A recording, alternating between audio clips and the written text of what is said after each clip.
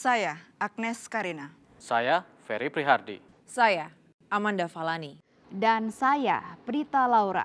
Pemirsa, inilah 360, 3 fakta membuka mata dalam 60 menit.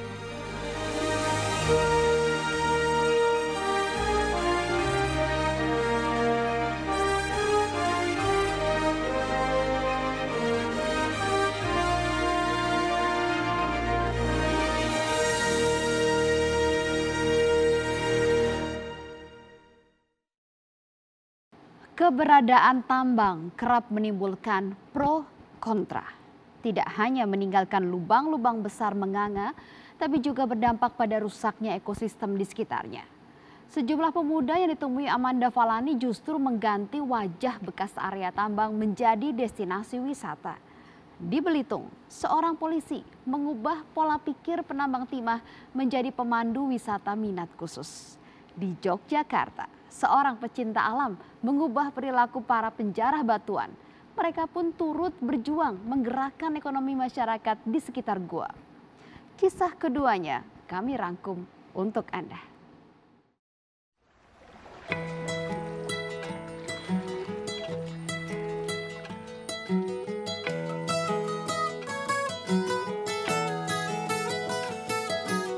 Keindahan lanskap alam menyerupai danau ini berada di area Kelapa Kampit, Belitung Timur.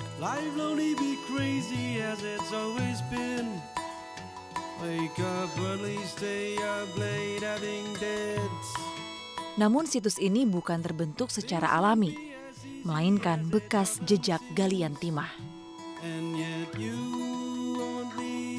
Sebuah peninggalan pertambangan yang tidak lagi beroperasi sejak awal 1990-an.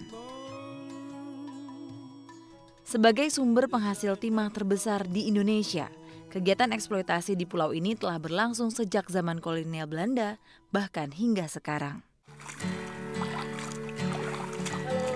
Halo. Di sini, saya menemui para pemuda yang sudah mencari timah sejak usia sekolah. Gimana buat orang jajan habis sekolah, gitu kan, buat orang tua. Tapi setelah lulus sekolah, apa pekerjaannya? Masih nganggur lah, masih cek timah juga gitu kan, belum ada pekerjaan yang tetap. Di perkampungan Jalan Lama Kelapa Kampit, ada sekitar 30 penambang timah tradisional. Dari setiap kilo yang didapat, mereka bisa mengantongi uang sebesar Rp200.000.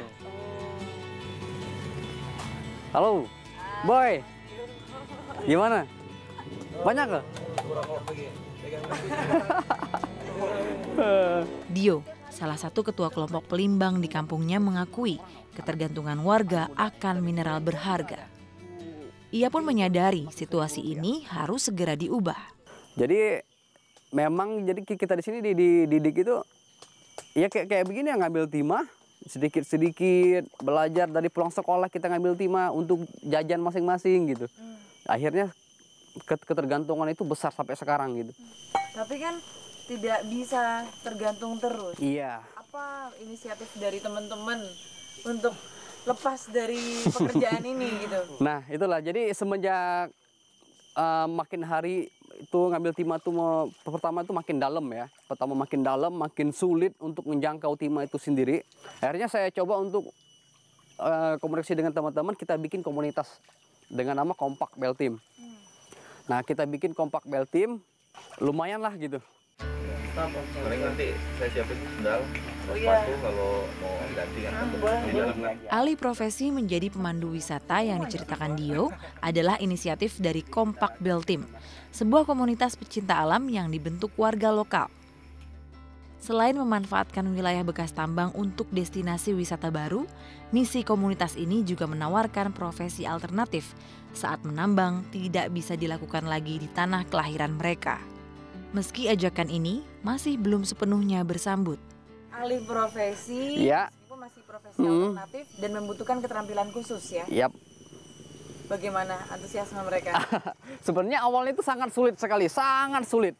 Jadi aku coba untuk mengajak teman-teman yang dari luar lingkungan ini ya. Aku ngajak yang dari luar lingkungan ini untuk sebagai contoh gitu, buat mereka gitu.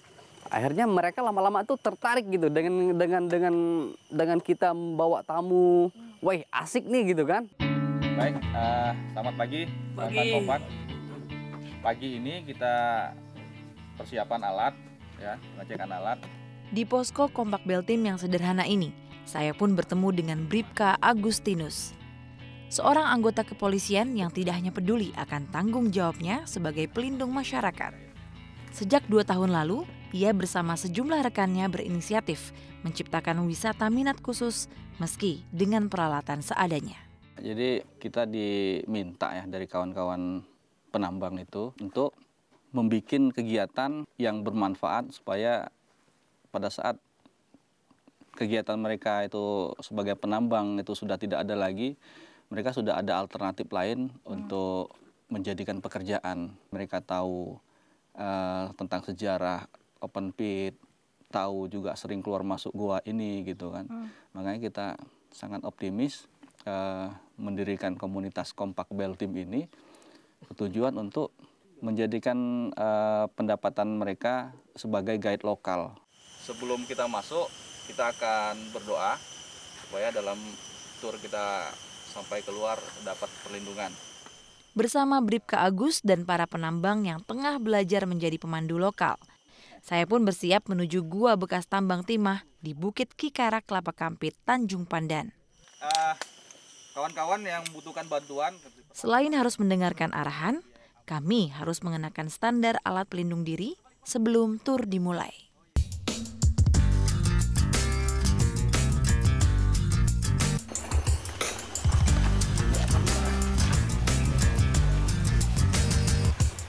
Boleh dinyalakan rekan-rekan senternya. Oke, sudah.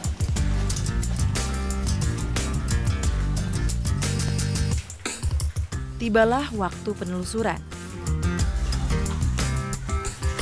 Saya akan membuktikan seberapa potensial area ini menjadi daya tarik baru wisatawan.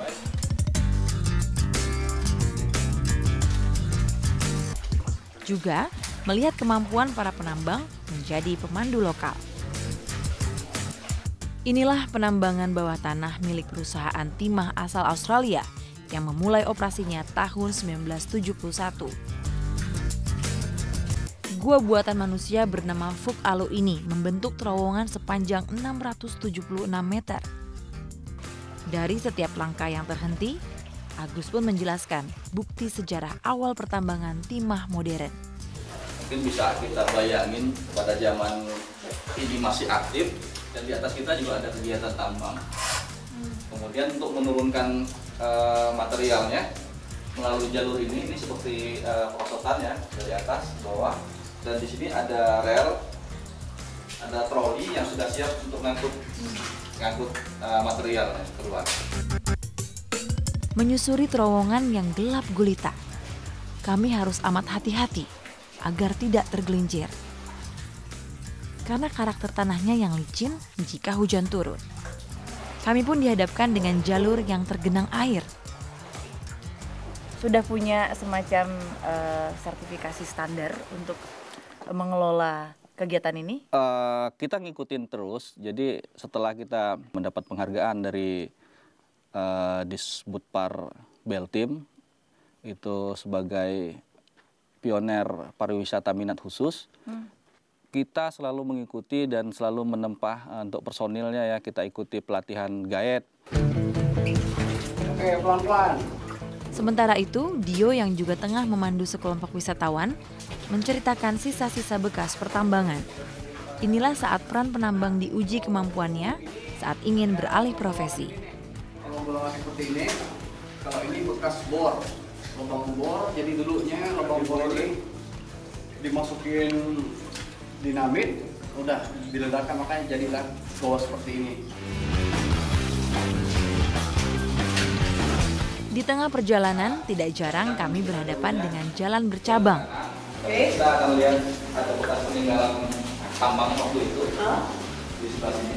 Fungsi pemandu yang berpengalaman diperlukan dalam situasi ini. Akhirnya, setelah 2 jam menyusuri terowongan Fuk Alu, kami pun tiba di titik bernama Open Pit. Dahulu, batuan mengandung timah yang diperoleh dari dalam dibawa ke tambang terbuka. Kini, saat tidak lagi beroperasi, cekungan raksasa ini seolah menjadi panorama alam yang memanjakan mata. Namun Agus menyadari faktor keamanan menjadi tantangan ketika situs bekas tambang dimanfaatkan menjadi lokasi wisata. Kita coba mencari mantan-mantan penambang underground. Kita mau menginginkan mereka juga ada andil di sini. Kebetulan juga ada sekitar open pit ini ada bekas penambang dalam di sini. Kita pingin mereka mengeluarkan statement pengalaman mereka di dalam untuk struktur batu atau penyangga yang perlu diperbaiki, kita perbaiki gitu kan. Karena selama 26 tahun ditinggal, kondisinya seperti ini, tidak ada perubahan atau pergeseran batu. Jadi saya berpikir dengan teman-teman bahwa gua ini aman untuk dilalui. Di lain tempat di Kabupaten Gunung Kidul, Yogyakarta, terdapat kawasan tebing di sepanjang Pantai Siung. Tempat yang merupakan surga para pemanjat.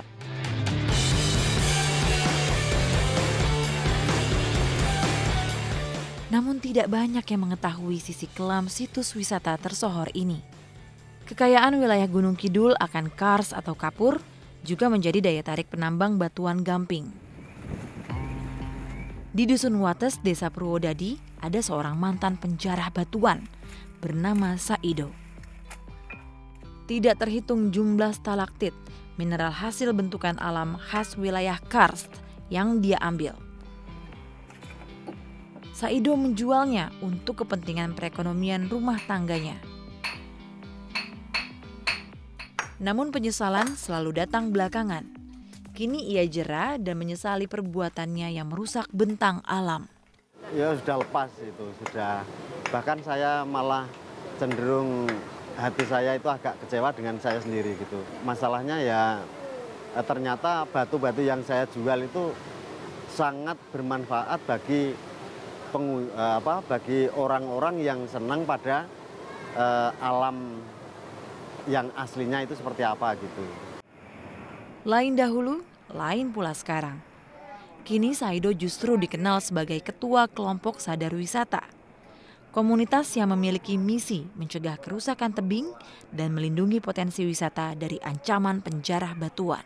Pertama, ternyata lingkungan yang kita anggap kurang bermanfaat seperti bebatuan yang di dalam gua itu anggapannya kurang bermanfaat, tapi secara umumnya itu sangat bermanfaat dan banyak orang-orang yang senang, sehingga kalau sekarang apalagi sampai memegang saja tetap kita antisipasi agar supaya tidak mematikan pori-pori air yang mau keluar. Jadi biar air yang di dalam batu itu aktif menjadi stalagmit atau juga dari stalaktit gitu.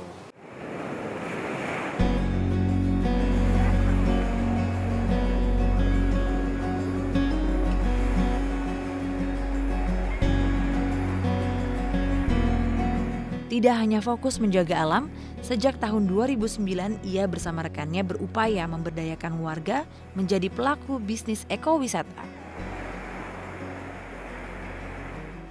Saido pun merasa tidak mengalami kesulitan saat mengajak para tetangganya bergabung. Pada saat itu kita bentuk kelompok yang namanya kelompok bakul, kelompok pedagang luar seperti payung, tikar ini kita ikat jadi satu. Kemudian kelompok yang lainnya pramu wisata, juga kita menjual wisata paketan gitu, misalnya ke gua, juga ke tetangga pantai yang ada di sebelah. Jadi datang ke Siung itu juga menerima beberapa masukan tentang pariwisata di lingkungan di sini gitu. Kesadaran Saido mengubah perilaku tidak datang dengan sendirinya. Berkat peran seorang pecinta alam bernama Aguslah, Saido mendedikasikan diri di bidang ekowisata demi kemajuan warga dan tanah kelahirannya. Agus pun bercerita proses bagaimana ia meyakinkan penduduk desa Purwodadi saat itu. Teman-teman mulai berpikir bahwa ketika siung ini kita tidak kemudian menguatkan masyarakat, kemudian yang akan terjadi adalah mungkin masyarakat akan menjual tanahnya, kemudian karena tidak dilibatkan dalam wisata, maka masyarakat ini berpikirnya akan menjual batu lah, menjual tanah lah, dan lain sebagainya. Makanya misi kita waktu itu bagaimana kemudian kita mempersiapkan masyarakat untuk menjadi pelaku di wisata di daerah mereka. Berawal dari kawasan yang tidak diketahui wisatawan, jauh dari hingar-bingar ibu kota daerah istimewa Yogyakarta.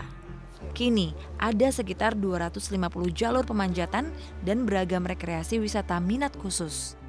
Di sini pula pernah diadakan kejuaraan panjat tebing se-Asia Tenggara yang digelar Dinas Pariwisata setempat. Ada canyoning, jadi canyoning itu kita akan turun menggunakan tali di air terjun. Kemudian ada Tyroleans, jadi Tyroleans ini menyeberang dari satu pulau ke pulau yang lain menggunakan tali. Sejumlah aktivitas di alam bebas ini mampu menjadi daya tarik wilayah yang sebelumnya sempat dieksploitasi demi kepentingan manusia. Baik bekas tambang di Belitung maupun di Pantai Siung, keduanya membutuhkan proses panjang dan keseriusan berbagai pihak untuk menjadi destinasi ekowisata. Ya harus bisa memunculkan aset yang di wilayah Desa Purwodadi, sebab wilayah Purwodadi itu banyak sekali aset-aset yang belum dimunculkan menjadi kawasan wisata. Harapan saya ini dapat perhatian khusus dari pemerintah daerah ya. Selama ini belum? Sudah, kita sudah mendapatkan penghargaan, itu sih sudah kita anggap ada perhatian ya. Tapi tidak hanya sekedar penghargaan, kita juga minta dampingan penuh terus dari mereka. Subspesies baru binatang langka di Pulau Borneo 360 segera kembali.